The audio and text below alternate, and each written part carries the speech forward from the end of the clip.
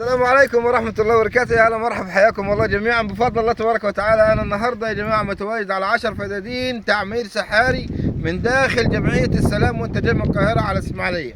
تمام، بفضل الله تبارك وتعالى ال 20 فدان هم، ال 10 فدادين هم 10 فدادين بسم الله ما شاء الله، اللهم صل على سيدنا محمد. أرض فاضية زي ما أنتم شايفين كده. تمام. جنبك بسم الله ما شاء الله المسجد. الشارع الرئيسي اهو، شارع الاسفلت اللي هو ايه قدامنا كده، يعني يمكن على بعد يمكن ايه كيلو. والله انا شايفها مزرعه جميله. لا الاميز شفت السور كده مشدود، سور من هنا ومن تحت ومن الجنب. يعني انت بس تعمل سور من هنا، انت تعمل سور من على الواجهه من هنا، يعني جارك شد سور من هنا، وجارك من هناك شد سور من هناك، وجارك من الناحيه دي شد سور من الناحيه دي. انت بس تعمل في الواجهه بتاعتها بسم الله ما شاء الله. الارض يعني شوف جارك هنا، شوف جارك هنا بعد اذن حضرتك، بص كده، بص شوف هنا زيتون ليمون، حاجه تبارك الرحمن.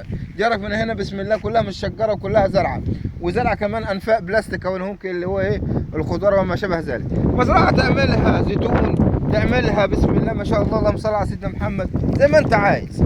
يعني تعملها مزرعه مواشي، مزرعه نخل.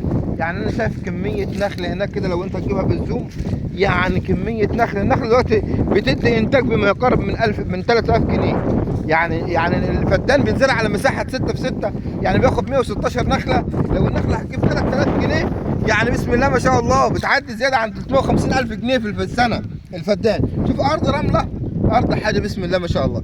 طب والاسعار؟ اسعار والله اسعار حلوه جدا جدا بالنسبه للاسعار اللي احنا بنسمع عنها اليومين دول في الاماكن عندنا هنا في الاسماعيليه جنب المانجا وكده. يعني هنا على 700,000. سيبك بقى من مليون ومليون و500 و2 مليون و2 مليون و400 والقصه تروح الكساره. لا احنا بقى ايه جينا على اراضي اللي واخد بالك هنبدا ونعمل منها اراضي تسوى الكلام ده بعد كده. تمام. الارض عامله 700,000 الفدان بسم الله ما شاء الله، اللهم صل على سيدنا محمد. مش هكتر على حضراتكم، للتواصل ان شاء الله على 010 26 85 89 وفي رعايه الله، وادعموا في سبيل الله. السلام عليكم.